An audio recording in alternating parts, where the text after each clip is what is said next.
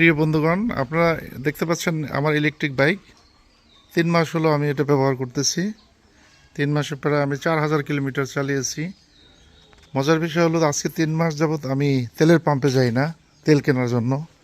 3 মাসে মিনিমাম আমার 15,000 টাকার অকটেন কেনা লাগতো এবং 3,000 টাকার মোবিল কিনতে হতো। এই তেল এবং মোবিল কিছুই এখন আমার কেনা লাগে না। 3 মাসে আমি ম্যাক্সিমাম হয়তো 1,000 টাকা বিদ্যুৎ বিল দিয়েছি এটা চার্জ দেওয়ার জন্য। এটা চালিয়ে খুবই নিরাপদ এবং কমফোর্টেবল।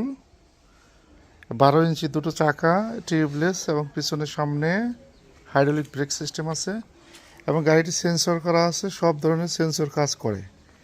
এলইডি টেল লাইট এবং এলইডি ডিসপ্লে সহ অত্যন্ত নিরাপদ। এই বর্ষাকালে কাদা ছিটবে না এবং সিট অত্যন্ত কমফোর্টেবল। পিছনে যে বসার জন্য ব্যবস্থা আছে, পাদানি আছে এবং গাড়ির লুকটা আপনারা দেখতে পাচ্ছেন অত্যন্ত সুন্দর। কিন্তু কথা হলো যে এই বাইকটা একবার চার্জ দিলে ম্যাক্সিমাম 60 কিলো পর্যন্ত চলে। আপনি 30 কিলো যাওয়া 30 কিলো আসার পথ আপনি অতিক্রম করতে পারবেন। আর যদি গ্রামের ভিতর দিয়ে 25 কিলো গতিতে আস্তে আস্তে চালান, সেক্ষেত্রে আপনি 100 কিলো পর্যন্ত চালাতে পারবেন। এখন কথা হলো যারা লং ডিস্টেন্স করবে তারা কি করবে? যারা লং ডিস্টেন্সে যাতায়াত করবে তারা এই গাড়িটি ব্যবহার করার জন্য সুবিধা হবে না। সেক্ষেত্রে তারা আর একটা এইরকম তেলের বাইক আমার আছে, হিরো থ্রিলার, কিনে রাখতে পারেন। এটা দিয়ে লং ডিস্টেন্সে যাবেন। আর যখন আপনি শর্ট ডিস্টেন্স, অফিস, বাসার কাছে অথবা বাজার করবেন, তখন এরকম একটা ইলেকট্রিক বাইক কিনে নেবেন।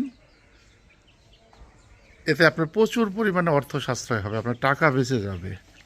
আর আপনারা বিশ্বাস করেন, বিগত 3 মাস আগে যখন এটা আমি না কিনেছি তখন আমার প্রতি মাসে 5 থেকে 6 হাজার টাকা খরচ হতো।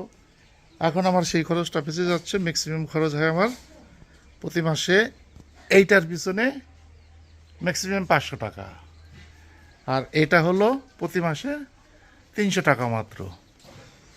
এই গাড়িটার বর্তমান বাজার মূল্য ওয়ালটন এবং ইয়াডিয়া কোম্পানি রাখে 1,35,000 থেকে 1,40,000 টাকা।